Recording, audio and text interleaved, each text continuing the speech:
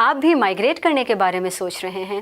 کیا آپ کو معلوم ہے گزشتہ برس کینیڈا نے اپنی لیبر مارکیٹ میں 4,37,000 سے زیادہ غیر ملکیوں کو اپنے ملک میں مستقل سکونت دے کے ایک ریکارڈ قائم کیا ہے۔ ترک وطن کا ارادہ رکھنے والوں کے لیے اچھی خبر یہ ہے کہ کینیڈا کی لیبر مارکیٹ میں ورکرز کی شدید کمی کو گورنمنٹ امیگریشن کی مدد سے پورا کرنے کا ارادہ رکھتی ہے۔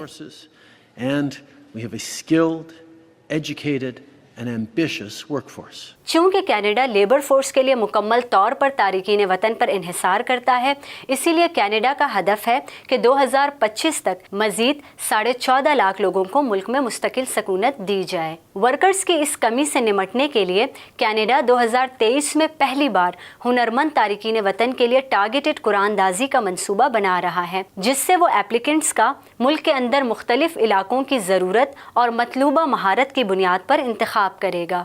کینیڈا میں صرف صحت کے شعبے میں ہی پروفیشنلز کی کمی کا اندازہ اس بات سے لگایا جا سکتا ہے کہ پچھلے سال اکتوبر میں سرکاری اعداد و شمار کے مطابق ملازمت کے 8,71,000 سے زیادہ مواقع موجود تھے، اور یہی وجہ ہے کہ 2023 کے لیے کینیڈا امیگریشن کا عمل تیز کر رہا ہے تاکہ پیشہ ورانہ مہارت رکھنے والے تارکین وطن کو ملک میں لا سکے۔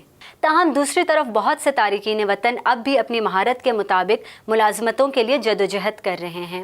بعض سرگرم کارکنوں کا کہنا ہے کہ کینیڈا میں مستقل سکونت حاصل کرنے والوں کی تعداد جس رفتار سے بڑھ رہی ہے، اس رفتار سے سہولتوں میں اضافہ نہیں ہو رہا۔ اگر آپ بھی ترک وطن چاہتے ہیں تو قسمت آزمائی ضرور کیجیے۔